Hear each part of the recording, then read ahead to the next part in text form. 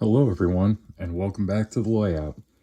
This is going to be a layout update / workbench update for the month of May 2024, and as what's kind of the general theme. I didn't get what I wanted to get done on the layout done this month, but you're going to have that. Did get quite a bit done on the workbench, so sit back, relax, and enjoy as I show you what I've been up to for the last month on Conrail's Ohio and West Virginia division.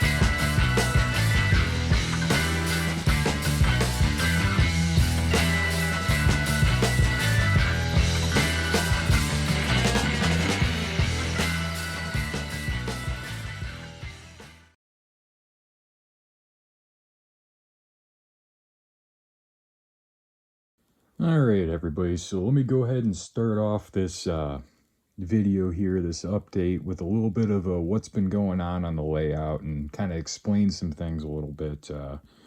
Here in Northeast Ohio, where I'm located, we're finishing up spring. We're about to get into summer here, and the last couple weeks the weather has been absolutely beautiful. It's been in the 70s and 80s and just absolutely great. The problem is, with the bench work on the layout being all made out of wood, unfortunately, you all know how wood reacts to the weather changing and humidity and all that stuff. So, actually, been having some issues with operations a little bit, is what pretty much happens every single year about this time.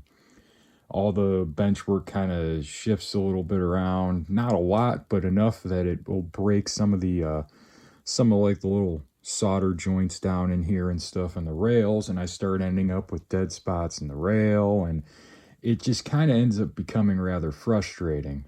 Started right about the time I finished up the video for the new Scale Trains SD40-2s, which I still have a couple out on the layout, as well as I have a C39-8 out right now, and in trying to enjoy being able to run those, even with the keep alives, I'm having some spots of dead rail, so I actually have to go through and do a bunch of little repair spots here and there to try and fix some of these bad joints and stuff that have presented themselves due to the weather changing.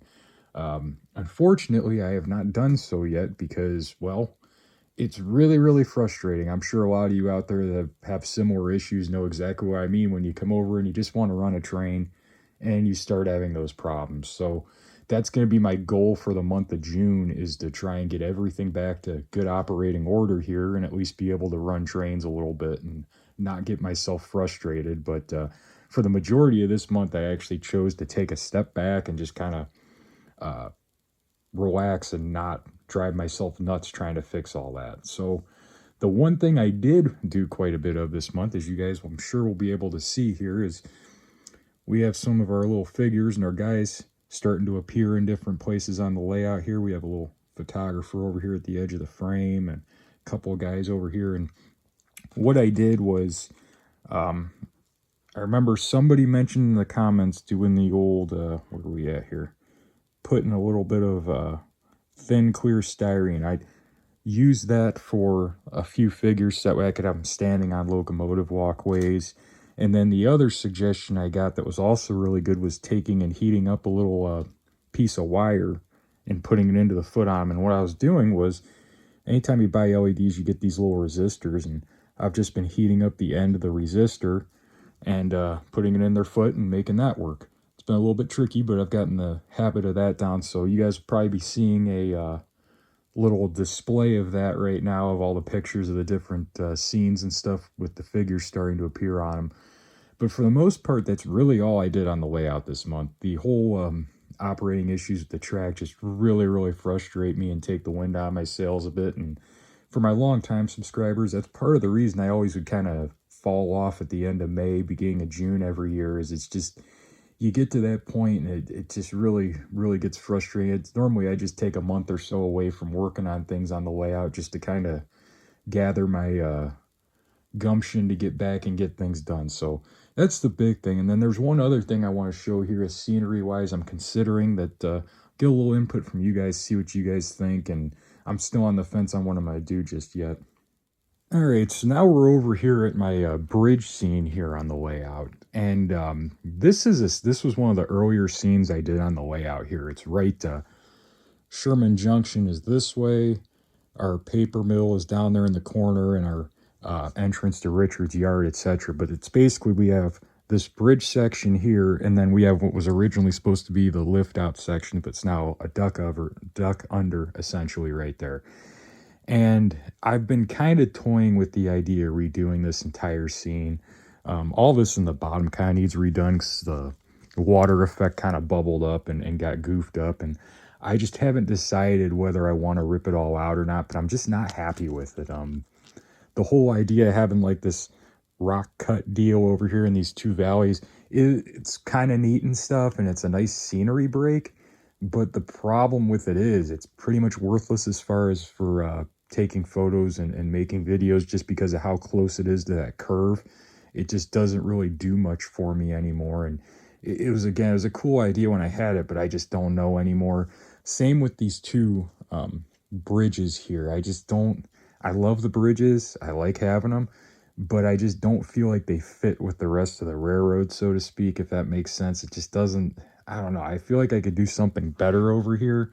And what I was contemplating doing is, since this entire section here is basically, I could build this up with foam and do whatever, I kind of wanted to do some of these overpass deals and put like a road in right in this area here, right next to Sherman Junction, and then be able to add like possibly a scrap metal yard or something on either side, another industry to service like in between the tracks, and then one over on the far side. But haven't really come to a final decision on what I'm going to do just yet.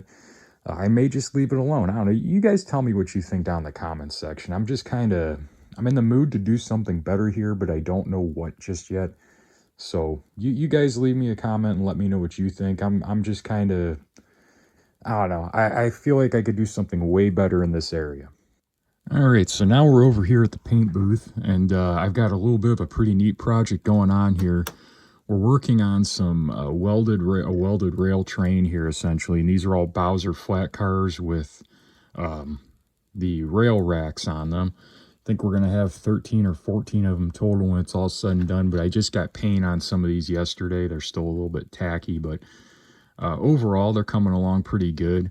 Look forward to getting these done and hopefully having them on the layout in the next, hopefully, month and a half or so.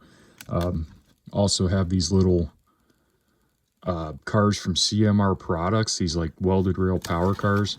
As you can see, I got the wrong size screw in there. I'll have to fix that. But these are really neat. One of those things that like I could probably kit bash one of these, but just the amount of work it would take to do this would be a project I don't think I'd ever have time to do. But 3D printed, pretty freaking cool. So that was kind of what gave me the push to start doing these, was when CMR had these available, as well as these rail lift cars. I actually have 2 more of these coming. Again, from CMR, they're 3D printed. They look pretty dang good. Are they perfect? No, but I think they'll be a really neat car to have to go along with our rail racks. The only thing I'm not a big fan of with them is they're on these like a little bit shorter cars here, so they look a little bit odd. They should have probably been on the longer style flat cars, but good enough for what I'm trying to do at the end of the day. So look to see these hopefully decaled and starting to get them weathered in next month's layout update. All right, so over here at the workbench, we have, of course, naturally, we have the first one of the cars that I put the couplers and the wheels back on here after I got it painted. And this one's going to be ready for decaling. I'm probably going to have to put a gloss clear coat on it, but that's just the first one that's ready to go. Here's a little better look at it before they get painted with the white metal kits here, and have to do the little ratchet style handbrake from Details West to match the real cars. And of course, these kits are from Costello Manufacturing. They're the J&L design deals here. You can order those online, go to their website and pick those up. And of course, the big projects for this month are moving our ST38 and MT6 set along. Here we can see our ST38s. We got all our chalk weathering done, all of our hand painting work done. This locomotive literally just needs a little bit of black paint airbrushed on the top of it for the soot stains, because I always do that after I do my powder weathering. I like to do it after, just to have that soot on top of some of the rust. And then, of course, our big ticket item here, our MT6 slug, also is moved along in the weathering process pretty well here. This one is pretty much ready. I have to do all of the number boards and the marker light and headlight lenses, and then this will be ready to go to the layout and get programmed to run with the 6939.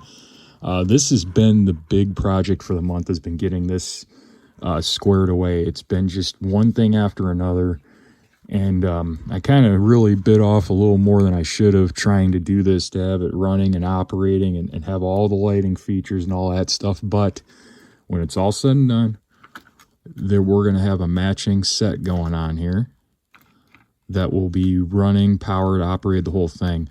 The only issue I really had that I couldn't resolve with the MT6 is getting the keep alive to work, but it is what it is. Unfortunately, it's one of those things I'm going to have to figure out eventually.